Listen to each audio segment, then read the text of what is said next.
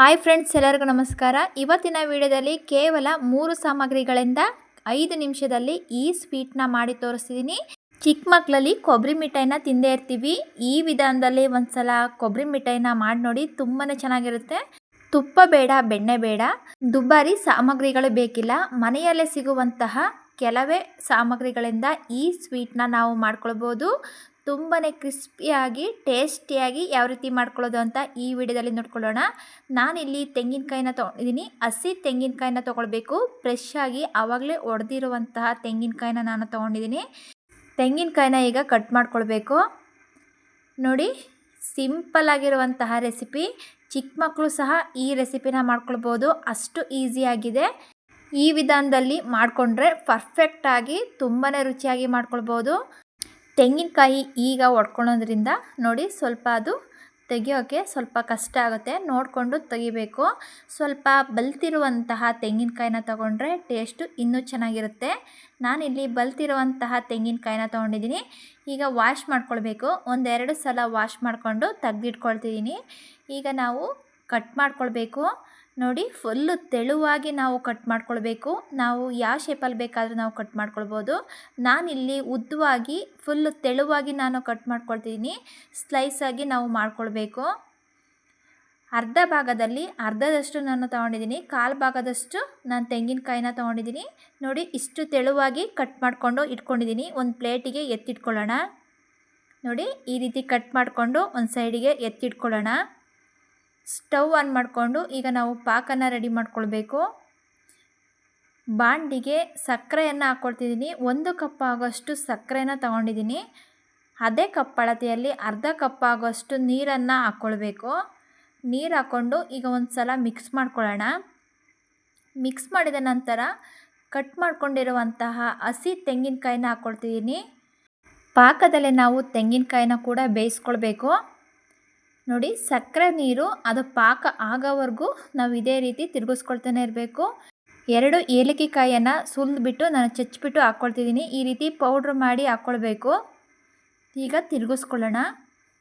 ನೋಡಿ, ಅದು ಗಟ್ಟಿ ಪಾಕ ಬರೋವರೆಗೂ ನಾವು ಇದೇ ರೀತಿ ತಿರುಗಿಸ್ಕೊಳ್ತಾನೆ ಇರಬೇಕು. ಕೊಬ್ಬರಿ ಮಿಠಾಯಿನ ಹಾಕ್ಕೊಳ್ಳೋದಕ್ಕೆ ನಾನೊಂದು ಪ್ಲೇಟಿಗೆ ಎಣ್ಣೆನ ಸವರ್ಕೊಳ್ತಿದ್ದೀನಿ. ಎಣ್ಣೆ ಅಥವಾ ತುಪ್ಪವನ್ನು ಸವರ್ಕೊಂಡು ನಾವು ರೆಡಿ ಮಾಡಿಕೊಂಡು ಇಟ್ಕೊಳ್ಳೋಣ. ನಾವು ಆಗಿದ ತಕ್ಷಣ ನಾವು ಪ್ಲೇಟ್ ಮೇಲೆ ಹಾಕ್ಕೊಳ್ಬೇಕು. ಅದರಿಂದ ನಾವು ಫಸ್ಟೇ ರೆಡಿ ಮಾಡಿಕೊಂಡು ಇಟ್ಕೊಳ್ಬೇಕು. ನೋಡಿ, ಈ ರೀತಿ ನೊರೆ ಬರ್ತಿದೆ. ನಾವು ಈ ರೀತಿ ತಿರುಗಿಸ್ಕೊಳ್ತಾನೆ ನಾವು ಅದನ್ನು ಬೇಯಿಸ್ಕೊಳ್ಳೋಣ. ಈಗ ಪಾಕ ಯಾವ ರೀತಿ ಬಂದಿದೆ ಅಂತ ನೋಡ್ಕೊಳ್ಳೋಣ. ಒಂದು ಪ್ಲೇಟಿಗೆ ನೀರು ಹಾಕ್ಕೊಂಡು ಈಗ ಪಾಕವನ್ನು ನಾನು ಹಾಕ್ಕೊಳ್ತಿದ್ದೀನಿ. ನೋಡಿ, ಪಾಕ ಅದು ಗಟ್ಟಿ ಬರಬೇಕು. ಈ ರೀತಿ ತೆಳು ಇರಬಾರ್ದು. ನಾವು ಉಂಡೆ ಕಟ್ಟಿದ್ರೆ ಅದು ಗಟ್ಟಿ ಇರಬೇಕು. ನೋಡಿ, ಇದು ಬಂದಿಲ್ಲ. ಇನ್ನೂ 1-2 ನಿಮಿಷ ನಾವು ತಿರುಗಿಸ್ಕೊಳ್ತಾನೆ ಇರೋಣ. ನೋಡಿ, 1-2 ನಿಮಿಷ ಅದು ಆಗ್ತಾಯಿದೆ. ಈಗ ಪಾಕ ಯಾವ ರೀತಿ ಬಂದಿದೆ ಅಂತ ನಾನು ಮತ್ತೆ ತೋರಿಸ್ತೀನಿ.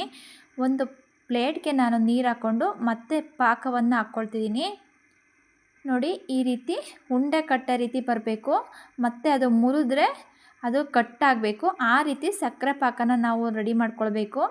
ಸಕ್ಕರೆ ಪಾಕ ಬರಲಿಲ್ಲ ಅಂದ್ರೆ ಅದು ಈ ರೀತಿ ಮೆತ್ತಗೆ ಅಂಟು ರೀತಿ ಆಗಿಬಿಡುತ್ತೆ. ಸಕ್ಕರೆ ಪಾಕ ಚೆನ್ನಾಗಿ ಬಂದ ನಂತರವೇ ನಾವು ಪ್ಲೇಟ್ಗೆ ಹಾಕ್ಕೊಳ್ಬೇಕು. ನೋಡಿ, ಈಗ ಸಕ್ಕರೆ ಪಾಕ ಎಲ್ಲ ನೀಟಾಗಿ ರೆಡಿಯಾಗಿದೆ. ಕೊಬ್ಬರಿ ಮಿಠಾಯಿ ಕೂಡ ರೆಡಿಯಾಗಿದೆ. ಈಗ ನಾವು ತುಪ್ಪ ಸವರಿರುವಂತಹ ಪ್ಲೇಟ್ಗೆ ಹಾಕ್ಕೊಳ್ತಿದ್ದೀನಿ.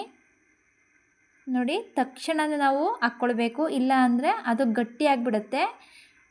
ಸ್ಟವ್ ಆಫ್ ಮಾಡಿದ ತಕ್ಷಣವೇ ನಾವು ಪ್ಲೇಟ್ಗೆ ಹಾಕ್ಕೊಳ್ಬೇಕು. 5 ನಿಮಿಷ ಅದು ಬೇಗನೆ ತಣ್ಣಗಾಗ್ಬಿಡುತ್ತೆ. 5 ನಿಮಿಷದಲ್ಲೇ ಅದು ಮಿಠಾಯಿ ಸೆಟ್ ಆಗುತ್ತೆ. ನೋಡಿ, ಈಗ ಅದು ರೆಡಿ ಆಗ್ತಿದೆ. ಬೇಕಿದ್ರೆ ನೋಡಿ, ಆಪ್ಷನಲ್ಲು, ಬೇಕಿದ್ರೆ ಬಿಳಿ ಪುಟ್ಟೆಳ್ಳನ್ನ ಹಾಕ್ಕೊಳ್ಬೇಕು. ಬೇಡ ಅಂದರೆ ಸ್ಕಿಪ್ ಮಾಡ್ಕೊಳ್ಬೋದು. ಸ್ವಲ್ಪ ಪಿಸ್ತಾನು ಕೂಡ ನಾನು ಹಾಕ್ಕೊಳ್ತಿದ್ದೀನಿ, ನೋಡೋದಕ್ಕೆ ಚೆನ್ನಾಗಿ ಕಾಣಿಸ್ಲಿ ಅಂತ. ನೋಡಿ, ಈಗ ಕೇವಲ 5 ನಿಮಿಷದಲ್ಲಿ ಈ ಕೊಬ್ಬರಿ ಮಿಠಾಯಿ ರೆಡಿಯಾಗಿದೆ. ಪ್ಲೇಟಿಂದ ನಾವು ತೆಗೆದುಕೊಳ್ತಿದ್ದೀನಿ. ನೋಡಿ, ಸ್ವಲ್ಪನೂ ಕೂಡ ಅದು ಪ್ಲೇಟ್ಗೆ ಅಂಟ್ಕೊಂಡಿಲ್ಲ. ಯಾವ ರೀತಿ ಈಸಿಯಾಗಿ ನಾನು ತೆಗೆದು ತೋರಿಸ್ತಿದ್ದೀನಿ. ಹಿಂದಿನ ಕಾಲದಲ್ಲಿ ಸಿಂಪಲ್ಲಾಗಿ ಈ ರೀತಿ ಕೊಬ್ಬರಿ ಮಿಠಾಯಿನ ಮಾಡ್ಕೊಳ್ತಿದ್ರು. ಯಾವುದೇ ಒಂದು ದುಬಾರಿಯ ಸಾಮಗ್ರಿಗಳು ಬೇಕಿಲ್ಲ. ತುಂಬಾ ಇನ್ಸ್ಟೆಂಟಾಗಿ ಮತ್ತು ಈಸಿಯಾಗಿ ಮಾಡ್ಕೊಳ್ಬಹುದಾದಂತಹ ಮನೆಯಲ್ಲೇ ಸಿಗುವ ಕೆಲವೇ ಸಾಮಗ್ರಿಗಳಿಂದ ಮಾಡ್ಕೊಳ್ಬೋದು. ಈ ವಿಧಾನದಲ್ಲಿ ಮಾಡಿಕೊಂಡು ಒಂದು ಬಾಕ್ಸ್ಗೆ ಹಾಕ್ಕೊಂಡು ಇಟ್ಕೊಂಡ್ರೆ ತುಂಬ ದಿವಸ ಇಟ್ಕೊಂಡು ನಾವು ತಿನ್ಬೋದು. ತುಂಬಾ ಸಾಫ್ಟಾಗಿ ಮತ್ತು ಕ್ರಿಸ್ಪಿಯಾಗಿ ತುಂಬಾ ಚೆನ್ನಾಗಿರುತ್ತೆ.